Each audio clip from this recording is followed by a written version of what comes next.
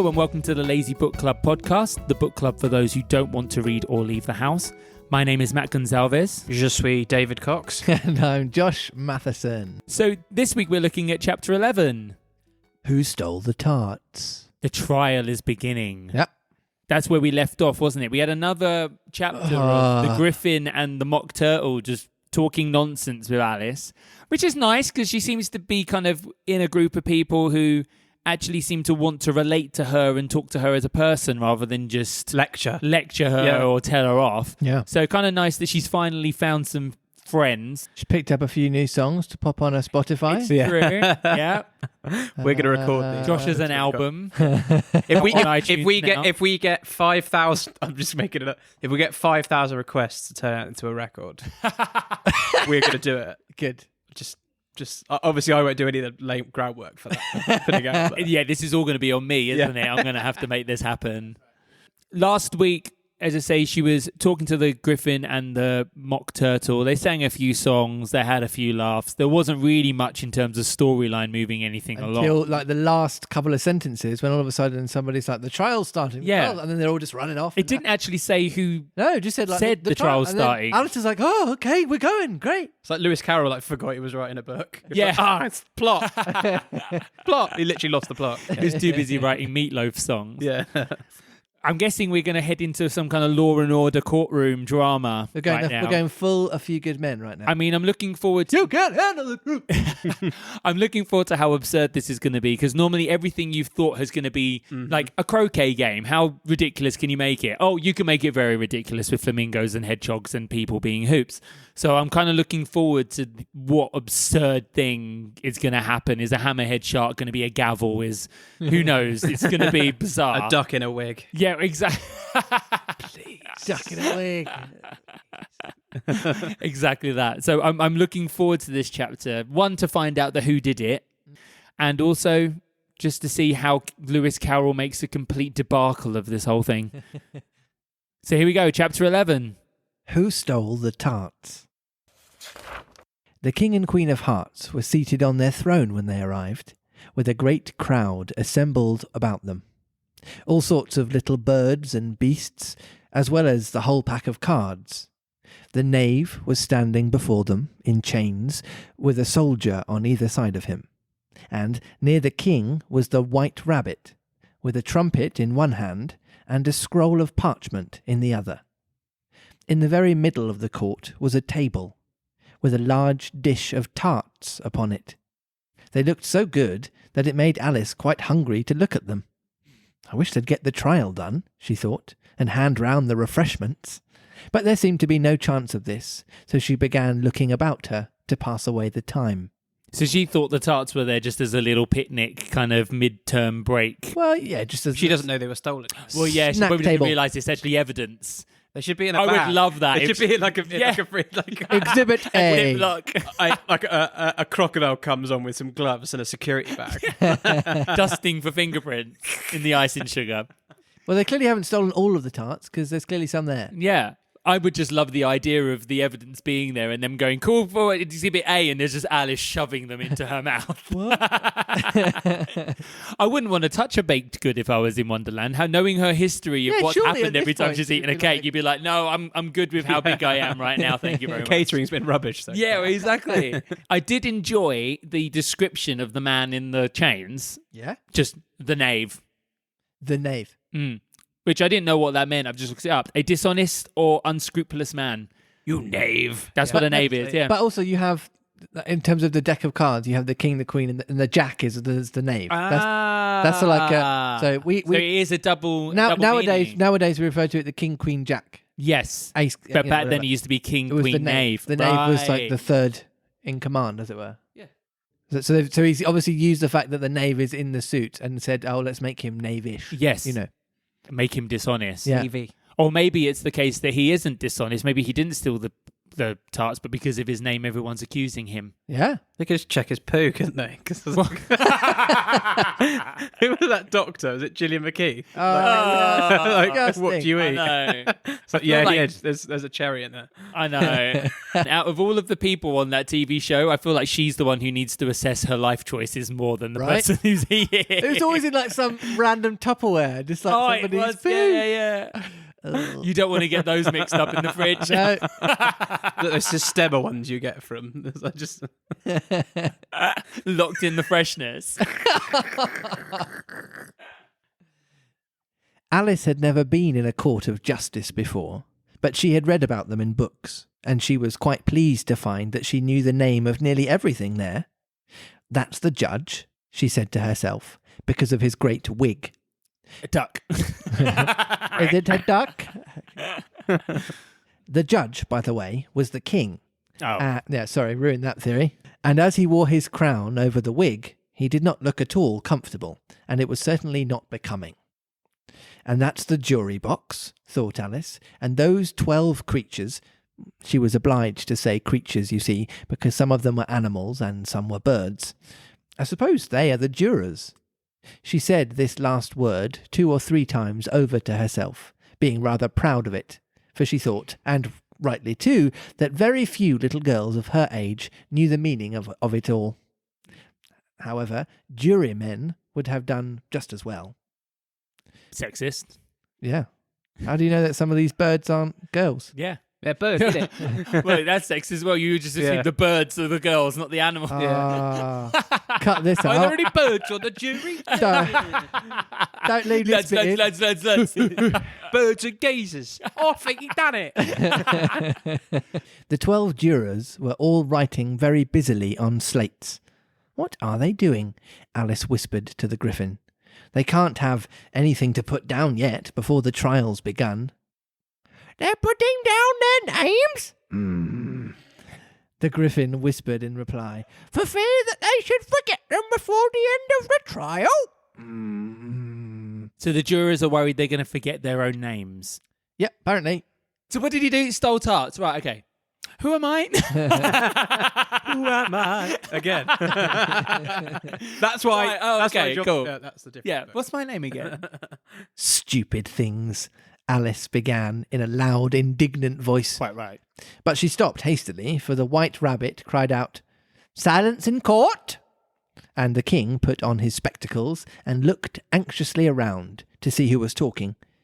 Alice could see, as well as if she were looking over their shoulders, that all the jurors were writing down stupid things on their slates, and she could even make out that one of them didn't know how to spell stupid, and that he had to ask his neighbour to tell him. A nice muddle their slates will be in before the trial's over, thought Alice. One of the jurors had a pencil that squeaked.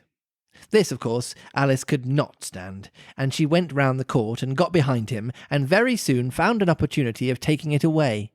She did it so quickly that the poor little juror, it was Bill the lizard. Yeah! He's back! I love Bill! I hardly know. Some chick just came and stole my pencil. Uncanny. Love it. She did it so quickly that the poor little juror could not make out at all what had become of it. So, after hunting all about for it, he was obliged to write with one finger for the rest of the day, and this was of very little use, as it left no mark on the slate.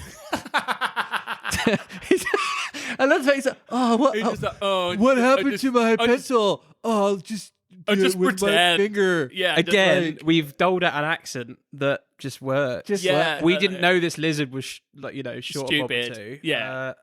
Amazing. Herald, read the accusation, said the king. On this, the White Rabbit blew 3 blasts on the trumpet. Thank you. With a bonus one for luck. Sorry, I just wanted to take part. And then unrolled the parchment scroll and read as follows. The Queen of Hearts, she made some tarts, all on a summer day. The Knave of Hearts, he stole those tarts and took them quite away. Now here's something I recognise. This is popular culture, isn't it? Did you know this rhyme? One Direction. Yes. I love how he's like, oh, I recognise this, and he's looking between me and David, and we're just both staring blank faced. Did you not grow up as that? Almost that was like a nursery rhyme for me growing up. No. I know about Tom Thumb and Jack and And there's that one. When the pie was out and the birds began to sing. I know that one. But no, this isn't ringing any bells. Oh, I literally grew up. I had no context, but it was Really? always the Queen of France, Jolson Tarts, all on a summer's day. No. No? Well, there you are. Just me then. If anyone else had a similar upbringing, please let us know. I hope there's no one. Just for a laugh. Like, Yeah, what yeah, happened? yeah. Consider your verdict, the king said to the jury. Not yet, the rabbit hastily interrupted. There's a great deal to come before that. Call the first witness, said the king, and the rabbit blew 3 blasts on the trumpet and called out, First witness. The first witness was the Hatter. He came in with This is going to be great. This is going to be just a who's who of all the accents. This is your This is a test for Josh. Oh, no. I thought you were I'm going to wait and see if you remember the... Oh, Because you've been asking us so far. How did I do that voice again? This is why I should listen to our podcast. Yeah, you should. It's really good. I think. The first witness was the Hatter. He came in with a teacup in one hand and a piece of bread and butter in the other. I beg your pardon, your majesty, he began, for bringing these in. But I hadn't quite finished my tea when I was sent for. He's been in a perpetual tea for days and days. Yeah, I know, but he's in a tea hole. He's in- A tea hole. You know, like there's a K hole if you take lots of ketamine. Oh, it's a tea hole. It's in a tea hole. Sorry, I'm very strict. Sorry, my I know. I love that you had to drug explain vernacular that was to me. not. No, I know. Yeah. You ought to have finished, said the king. When did you begin? The Hatter looked at the March Hare, who had followed him into the court, arm in arm with the Dormouse. 14th of March, I think it was, he said. 15th, said the March Hare. 16th, said the Dormouse. Write that down, the king said to the jury, and the jury eagerly wrote down all 3 dates on their slates and then added them up and reduced the answer to shillings and pence. Love that. As you do. Why not? So specific. I'm also just imagining Bill the lizard just using this finger and copying off the person next to him. The idiot of the class kind of going like, oh, like, yeah, why have I been brought in? I got the same answer as well. Did you get 4 shillings and sixpence? Take off your hat, the king said to the Hatter. It isn't mine, said the Hatter. Stolen, the king exclaimed, turning to the jury, who instantly made a memorandum of the fact. I keep them to sell, the Hatter added as an explanation. I've none of my own, I'm a Hatter. Here the queen put on her spectacles and began staring hard at the Hatter, who turned pale and fidgeted. Give your evidence, said the king, and don't be nervous, or I'll have you executed on the spot. This did not seem to encourage the witness at all. He kept shifting from one foot to the other, looking uneasily at the queen, and in his confusion he bit a large piece out of his teacup instead of the bread and butter. Just at this moment, Alice felt a very curious sensation, which puzzled her a good deal until she made out what it was. She was beginning to grow larger again, and she thought at first she would get up and leave the court, but on second thoughts she decided to remain where she was as long as there was room for her. So this has just started happening spontaneously. Well, yeah. She didn't get to the tarts, did she? She didn't eat anything. No. She was just sitting there. So, Bizarre. yeah. I wish you wouldn't squeeze so, said the Dormouse, who was sitting next to her. I can hardly breathe. I can't help it, said Alice very meekly. I'm growing. You've no right to grow here, said the Dormouse. Don't talk nonsense, said Alice more boldly. You know, you're growing too. Yes, but I grow at a reasonable pace, said the Dormouse. Not in that ridiculous fashion. And he got up very sulkily and crossed over to the other side of the court. All this time, the Queen had never left off staring at the Hatter, and just as the Dormouse crossed the court, she said to one of the officers of the court, "Bring me the list of the singers in the last concert," on which the wretched Hatter trembled so that he shook off both of his shoes. Oh, so she's recognised him as the one who did that. Twinkle, twinkle, little bat. Yes. Let me tell you where you're at, or whatever it was. And it was so bad that time punished him by freezing time. But that concert was for the Queen. So maybe he didn't just annoy time. Maybe the Queen hated the rendition as well, and she's just recognised him. Yeah. "Give your evidence," the king repeated angrily, "or I'll have you executed whether you're nervous or not." "I'm a poor man, your majesty," the Hatter began in a trembling voice, "and I hadn't begun my tea, not above a week or so, and what with the bread and butter getting so thin, and the twinkling of the tea—" "The twinkling of the what?" said the king. "It began with tea," the Hatter replied. "Of course twinkling begins with a T," said the king sharply. I'm going to turn this table over in a second in rage. We're pun haters, apparently. Yeah. That's coming from me. And I know, you are the worst for it. Yeah. Well. That was the last one I did. Oh, no, I think I did one last time, actually. I think Malice in Wonderland was the last one. I quite like that, though, because it's a bit layered, isn't it? It's got depth. "Do you take me for a dunce?" "Go on." "I'm a poor man," the Hatter went on, "and most things twinkled after that. Only the March Hare said—" "I didn't," the March Hare interrupted in a great hurry. "You did!" "I deny it," said the March Hare. "He denies it," said the king. "Leave out that part." "Well, at any rate, the Dormouse said—" the Hatter went on, looking anxiously round to see if he would deny it too, but the Dormouse denied nothing, being fast asleep. "After that," continued the Hatter, "I cut some more bread and butter." But what did the Dormouse... This is a juror, so do you want the juror to have a specific... It's just like a random juror. Make it Bill. Oh, yeah, okay, good. Since we know one of them, their name, we'll just... Anytime a juror speaks, just make it Bill. It's Bill. Okay, great. "But what did the Dormouse say?" one of the jury asked. "That I can't remember," said the Hatter. "But you must remember," remarked the king, "or I'll have you executed." So hang on, there's a guy in chains. This is all about the tarts. The knave, yeah. Being stolen. Yeah. They brought the Mad Hatter in, As a witness. and they're asking him about his tea and his bread and butter. Yeah, he seems to be on trial himself, doesn't he? Well, and none of the questions or any of the accounts that he's giving have any relation to the case. Accusation, yeah, no. I mean, I don't know why we're surprised. This is Wonderland. They just talk about it. Fair enough. Yeah. The miserable Hatter dropped his teacup and bread and butter and went down on one knee. "I'm a poor man, your majesty," he began. "You're a very poor speaker," said the king. Here, one of the guinea pigs cheered.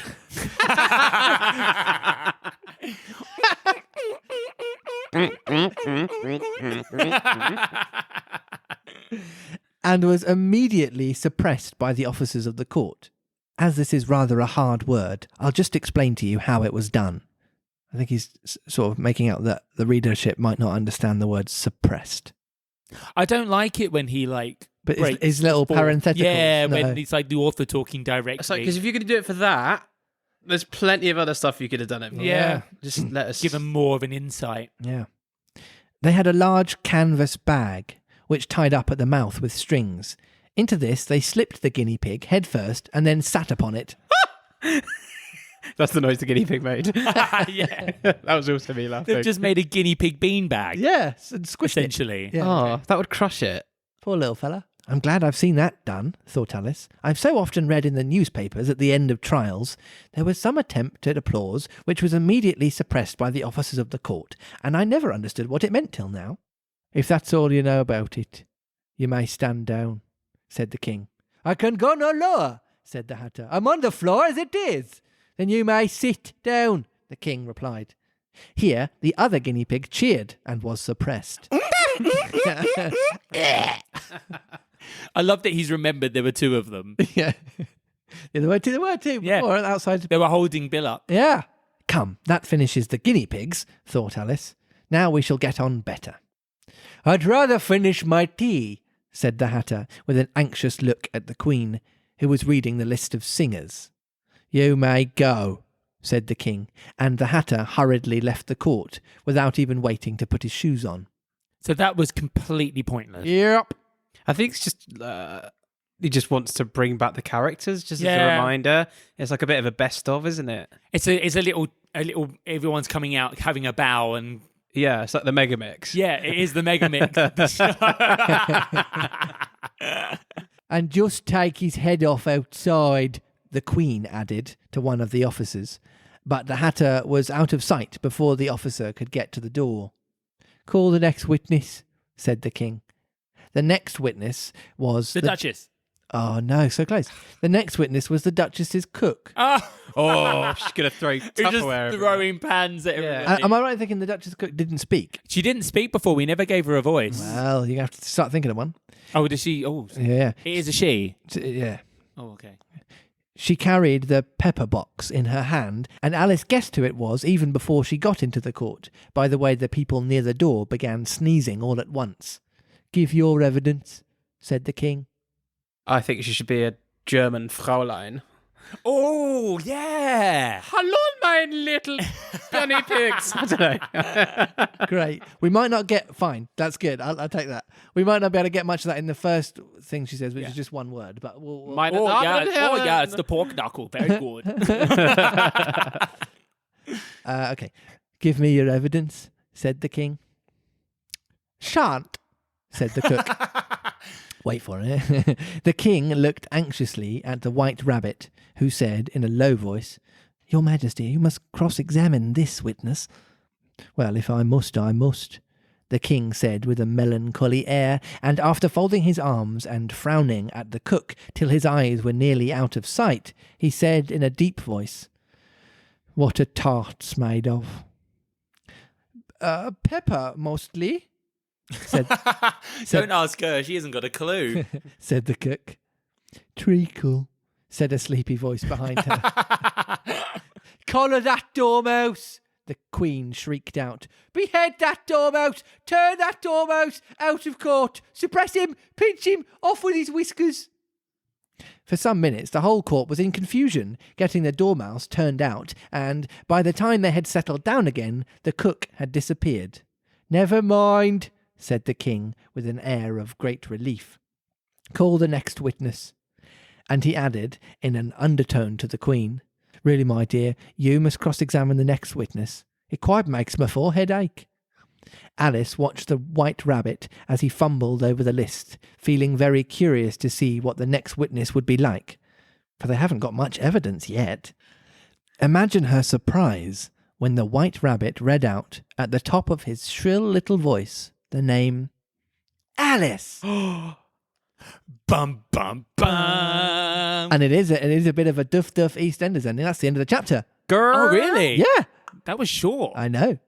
Actually, I just realised that was the 3 blasts. Dun, dun, dun. That's what it sounded like. Well, looking at Spark Notes, Alice has failed to find meaning in Wonderland, but hopes that she'll find logic and order in the trial.